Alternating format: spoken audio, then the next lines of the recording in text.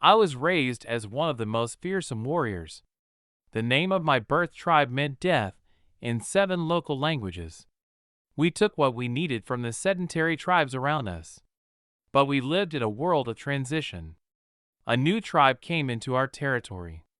In one day, I was reduced from a respected warrior that took what I wanted and cared for no one's needs except my own to a slave at the feet of a new kind of warrior. Instead of obsidian and wood, they fought with metal. Instead of being commanded by men, their leaders and warriors and priests were women. Strangest of all, they had gods that I could not understand. Their gods had no images to worship. They were not served by sacrifice and service. They could be consulted about anything but didn't care about the well-being of their people. These strange gods spared me from instant death at the hand of my mistress. They blessed my feeble and inadequate attempts to learn their ways. These strange gods earned my loyalty, even to my death. But I'm in a strange world with strange customs. I have no pride left. I have no honor. I only own what I wear. I have nothing to give these new gods. How convenient that they want nothing, need nothing, and ask nothing. I want to serve them, but they neither want nor detest my worship. They are all I have ever wanted gods to be, even if they do not care anything about me. Still, I will commit my every breath to learning to serve them correctly.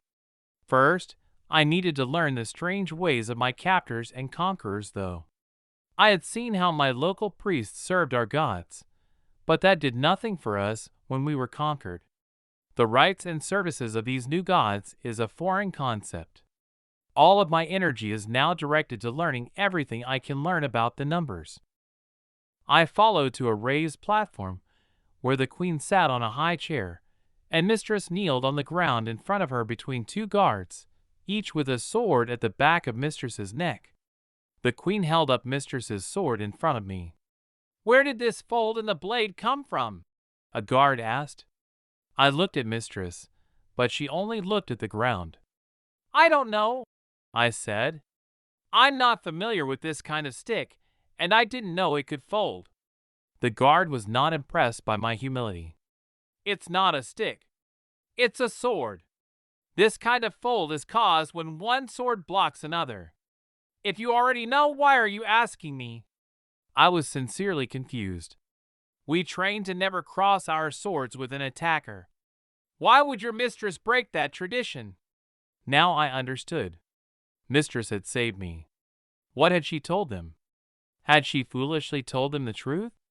They certainly would not value my life as highly as this. Sword. There was a fight. I was using a tent support to protect myself. I suppose it's possible that in the mix, my staff and her sword crossed. The guard handed the sword to an aide, then stepped into my face. "That is not the fold of a staff against the sword. It's where the sword crossed another sword. I didn't see anything like that. It must have happened when I wasn't watching." That much at least was true. Mistress raised her eyes from the ground, then slowly shook her head when we made eye contact. The guard didn't see. "Are you telling me that this fold didn't come from Athena protecting you?" I laughed. "Mistress would never guard me from an attack. She values her sword above my life." "Mistress," the guard interrupted me. "You mean Athena," she said forcefully.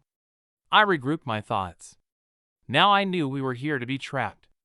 "I mean my mistress," I said with twice as much force and a hint of venom.